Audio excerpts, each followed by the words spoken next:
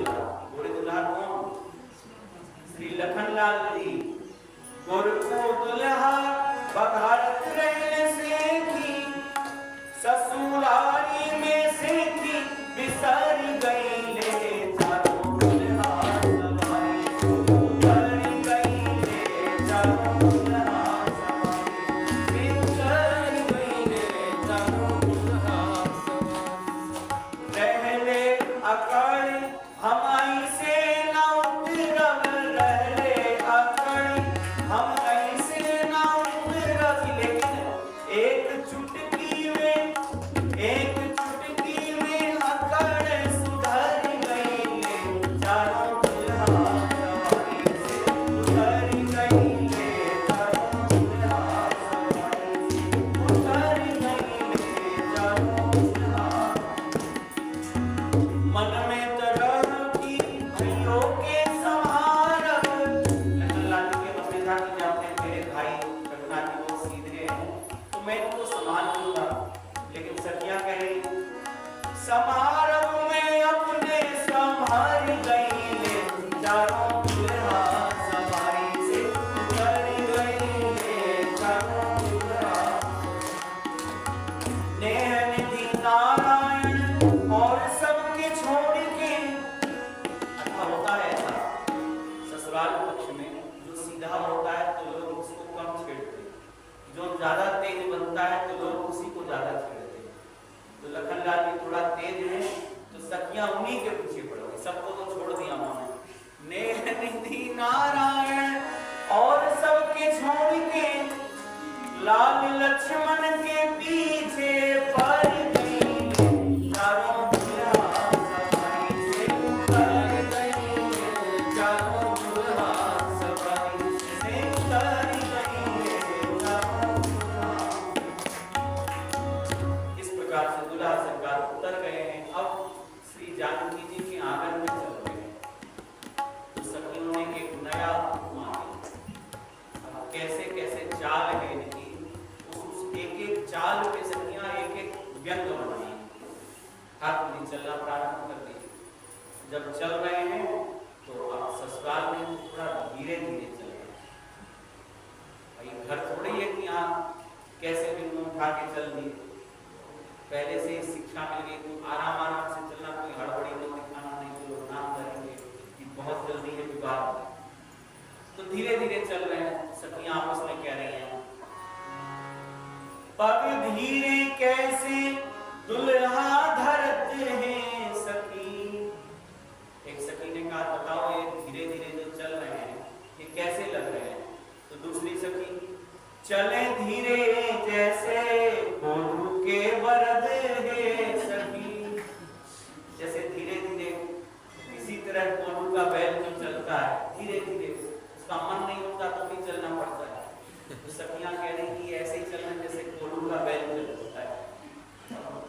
एक सखी ने कहा कोल्हू का बैल तो इनको मत कहो, कोल्हू का बैल कहने का तुम्हारा क्या तात्पर्य है? तब सखी कह रही ऐसी उपमा में कवन विवेक है सखी। तो कहा बर और बरद के नाम गुण एक है सखी। बर और बरद का नाम एक ही है, नाम गुण एक है। दुल्हा को बर बोलते हैं कि नहीं? कहते ना बर पक्ष। तो सखियां के लिए एक ये बर पेश में है। दूसरा बरद होते हैं वरदानी, बरद मतलब दान वरदान देने वाला। तो सखियों ने कहा ये बर तो है हम मान ले, लेकिन बरद कैसे हो गए, वरदान देने वाले कैसे हुए? तो सखियों ने कहा कि ये वरदान भी देते हैं। कोई भक्त में प्रसन्न हो जाते तो भगवान वरदान देते हैं कि नहीं? तो भगवान वरदानी भी हुए।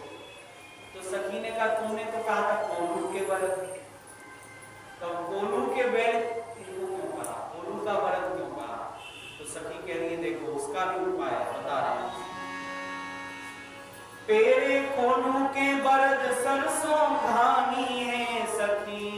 तो कोल्हू का बैल होता तो सरसों को पीसता है, उससे तेल निकलता है, खली निकलती है उससे। तो ये क्या पीस रहे हैं? तो कहा ये भी पीसते हैं क्या? ये 84 लाख योनि के विधानी है सखी। ये का इन्होंने विधान बनाया है। और पिस कौन रहा है? जैसे राई पिसती है ना, हम आप भी तो वैसे ही पिसी रहे ना भगवान की माया में बढ़ करके। तो कहा जैसे जीव, जैसे राई पिसती है ऐसे जीव मात्र इनके ये पीस रहे हैं और जीव पिस रहा है। तो कौन उनके बरद हुए कि नहीं? वैसे ही तो हो गए। सखियों ने कहा वाह बड़ी सुंदर तुमने उपमा दी। गोलू का बैल जब कहा गया दुल्हा सरकार को, दुल्हा सरकार थोड़ा तेज चलने लगे। उन्होंने गोलू का बैल बताओ बोल दिया। तो थोड़ा जब तेज चले तो एक सखी ने कहा देव लंबी अब चाल कैसे लागे हैं सखी। बड़े बड़े तेजी में जा रहे हैं, कैसे लग रहे हैं? तो दूसरी सखी कहती जैसे बंधन से छूट अज भागे हैं सखी। जैसे किसी बकरे को बांध दिया जाता है बलि के लिए, और जब वो बंधन से छूट जाए तो भागता है, तो ऐसे ये बंधन से छूट के किसी तरह लग रहा है भाग रहे हैं, कोई आफत इन पे आ रही है। सखी ने कहा रे वो पहले तुमने बैल बोल दिया, चलो चल गया, अब बताओ तुम बकरा बोल रही हो, ये बकरा कैसे हो गए? तो एक सखी कह रही है अज तो बकरा के लोग सब कहे हैं सखी, अज ये हूँ अज आजा इनके रहे हैं सखी। कहा अज ये भी, अज का मतलब जानते हैं?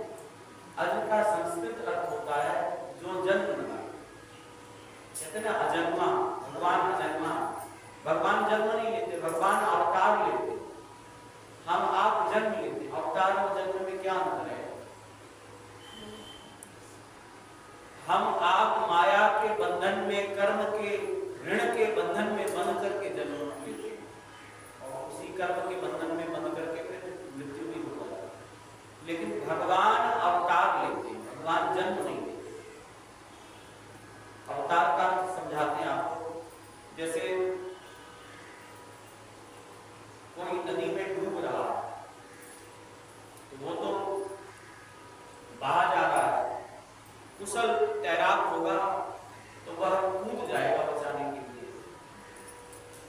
तो अब दिख तो रहे कि दो लोग डूब रहे हैं, लेकिन दो लोग नहीं डूब रहे हैं। एक डूब रहा है, एक डूबते हुए को बचाने के लिए कूद गया नदी। तो जो कूदा उसको कहा जाएगा उसने अवतार लिया, वो बचा रहा है। तो भगवान भी इसी प्रकार से, जीव मात्र तो संसार सागर में डूब रहा है, इधर से भाग रहा, उधर से भाग रहा, लेकिन भगवान अजन्मा, भगवान जन्म नहीं, भगवान अवतार है। फिर कहा कि देखो इनके बाबा का नाम भी अज हुआ। श्री दशरथ महाराज के पिता का नाम अज था। तो कहा जब पिता अज हुए तो लड़का बच्चा, अज मतलब सखियां व्यंग करती हैं, जब पिताजी ही बकरा हुए तो लड़का बच्चा घोड़े और हाथी थोड़े होंगे, वो भी बकरा ही होंगे। आज इनके आजा, आजा कहते हैं बाबा को, तो इनके जो बाबा हुए उनका नाम भी अज हुआ। तो कहा इस प्रकार से अज ये हूँ अज आजा इनके रहे हैं सखी। जब ऐसी उपमा दी तो सखियां हंसने लगी। जब सखियां हंसी तो खड़े हो गए चारों सरकार, अब हम आगे ही नहीं जाएंगे, तुम लोगों ने बहुत व्यंग कर लिया हमारे ऊपर, आगे नहीं जाएंगे, खड़े हो गए। जब खड़े हो गए तो सखियां कह रही हैं कैसे लागे अब आंगन में ठाड़े हैं सखी। ये खड़े हैं कैसे लग रहे हैं? तो कह रही सखी ज्यों सुवर्ण नील मणि खंभ गाड़े हैं सखी, ज्यों सुवर्ण नील मणि खंभ गाड़े हैं सखी। कहा कि जैसे ये ऐसे ही लग रहे हैं जैसे दो स्वर्ण के खंभे गाड़ दिए गए हो, दो नील मणि के खंभे गाड़ दिए। सखी ने कहा खंभा तो मत करो, अरे खंभा तो जड़ होता है, तो चैतन्य है। भगवान जड़ को भी चैतन्य करने वाले हैं। जड़ को कैसे चैतन्य करते हैं? आपको बाल लीला सुनाते हैं। बाल लीला भगवान माखन चोरी लीला के लिए बाल बाल को लेकर के, तो आज इच्छा हुई कि आज दूध चुराया जाए, केवल माखन माखन नहीं चुराया, भगवान ने दूध भी चुराया है, दूध की भी चुराई। एक गोपी ने बढ़िया रबड़ी जैसा दूध तैयार किया, मटकी में कंडे की आंच में धीमे धीमे पका करके इसमें मिश्री डाल करके बढ़िया औटाया है, इलायची डाल दी, इसमें केसर भी डाल दिया, बढ़िया रबड़ी जैसा एकदम लाल लाल दूध होता है जैसा हो जाता है वैसा दूध बना। उसके मन में था कि हमारे यहाँ भी बाल कृष्ण कभी चोरी करने आए, लेकिन सखी कहती तो है चोरी करने आए, लेकिन वो कहती तो है कि चोरी मत करो, लेकिन मन में ख्याल है कि हमारे यहाँ भी चोरी करने। तो उसने क्या किया कि जिस मटकी में दूध रखा हुआ था बढ़िया सुंदर, उस मटकी के सहारे घंटे को बांधा हुआ था। जब मटकी हिलेगी तो घंटा भी हिलेगा, घंटा हिलेगा, घंटा बजेगा तो उनको पता चल जाएगा। तो भगवान गए चोरी करने के लिए, नीचे बड़े ग्वाल बाल, फिर उनके ऊपर छोटे ग्वाल बाल, फिर उनके ऊपर ठाकुर जी। जैसे ही चढ़ने लगे तो एक सखाने का कन्हैया नीचे उतर आवाज, आज तो श्री गणेश बिगड़ गए, कहा हुए भैया देख नहीं रहे काला, ये घंटी या घड़े थे बंधी, जब घड़ा मिलेगो तो घंटी भी जोर जोर से बजेगी, और घंटा बजेगो तो गोपी आके दौड़ आ जाएगी और तुम मार लगाएगी, आज तो दिन खराब है। ठाकुर जी ने कहा चिंता मत करो, हमारे पास सारी विद्या है, सारे गुण, सारी कला, सारी विद्या भगवान से ही तो प्रकट होती है। भगवान ने कहा घंटा महाराज, घंटे से बोला, घंटा बोला जय हो, तो कैसे याद किया, कहा देखो मेरी आज्ञा है, मैं तुझे कितना भी हिलाऊं बुलाऊं तुम बजना मत, मेरी आज्ञा है। घंटा ने कहा प्रभु जैसी आपकी आज्ञा। भगवान ने बंसी से क्या किया, घड़े में छेद कर, दही थोड़ी दूध है, छेद कर दी, और जब छेद हुआ घड़े में तो दूध की धार लग गई। जब धार लगी तो ठाकुर जी ने अंजलि की दूध पीने लगे, लेकिन अंजलि में पीना और धार लगातार गिरे तो ज्यादा होता है, तो अंजलि से भी बाहर निकल निकल के पेट पे कभी आ रहा है दूध, कभी, और घड़ा भी ऐसे हिल भी रहा है, छेद किया है, तो कभी अंजलि में गिरता है, कभी मस्तक पे गिरता है, तो दूध का स्नान भी हो रहा है, दूध का भोग भी लगा रहा है। ग्वाल बाल भी अंजलि भर भर के जो नीचे दूध गिर रहा है उसको पी रहे हैं। घड़े ने भगवान की इस झांकी को जब देखा, देखो इनका स्नान भी हो रहा है, ये भोग भी लगा रहे हैं। मंदिरों में जब भगवान को भोग लगाया जाता है, जब भगवान का अभिषेक होता है तो घंटी बजाई जाती है। आज तो प्रत्यक्ष ठाकुर जी मेरे सामने भोग लगा रहे हैं, अभिषेक हो रहा है, मैं ना बजूं तो मेरा तो जन्म लेना ही व्यर्थ हो जाएगा। घंटा भूल गया कि भगवान से क्या बात हुई थी, अब तो भाव में ऐसा डूबा, घंटा ढन ढन ढन ढन बजने लगा। अब तो गोपी दौड़ी, भगवान ने कहा भैया तुमसे मना करी थी, घंटा का आपको क्षमा करना, मैं भूल गया, मैं भाव में डूब गया। भगवान ने कहा तुमसे बाद में निपटेंगे, पहले गोपी से निपटेंगे।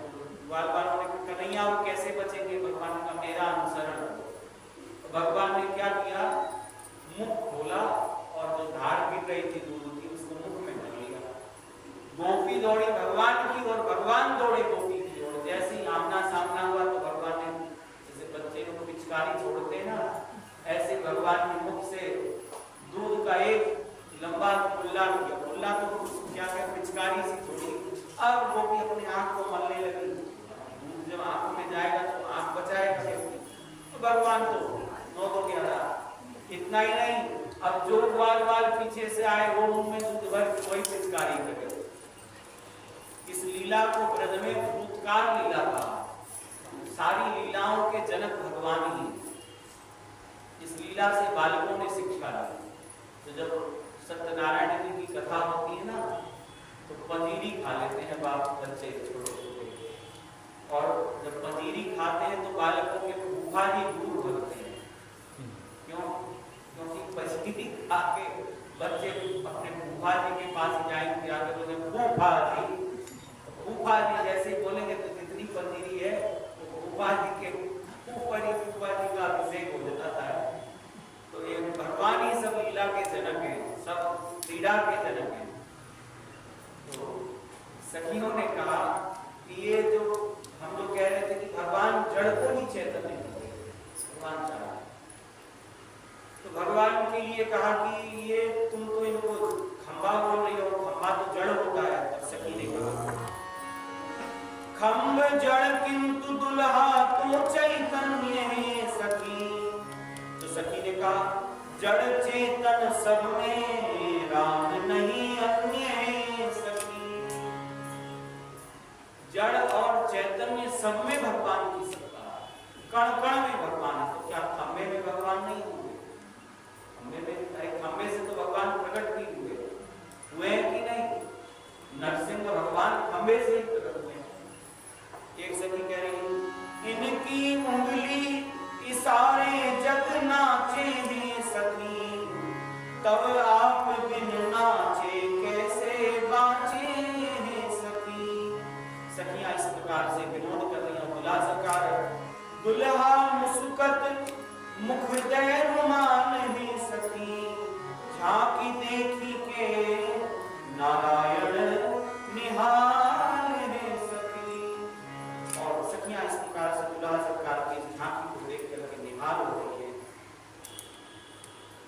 और अब दुल्हा सरकार मंडप में पहुंचे हैं और एही मेरी रानी मंडप ही आए, एही मेरी रानी मंडप ही आए, अर्घ देने आसन बैठाए, अर्घ देने आसन बैठाए, एही मेरी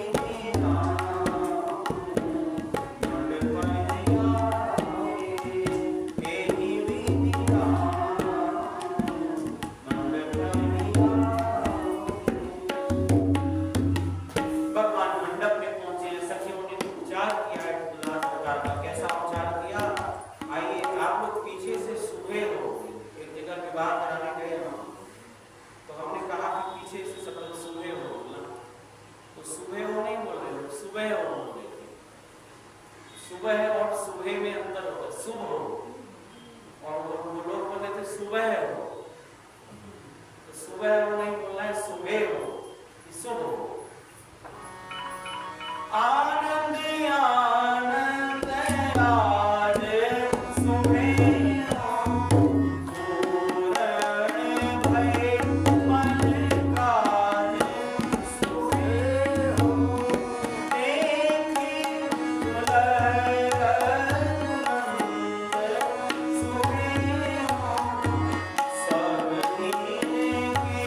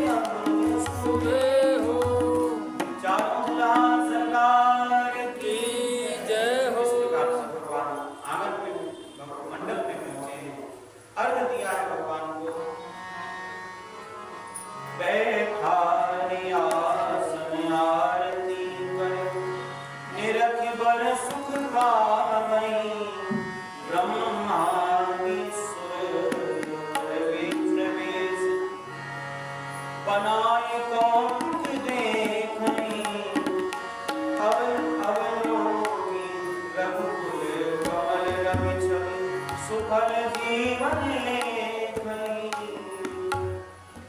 और अब सबसे पहले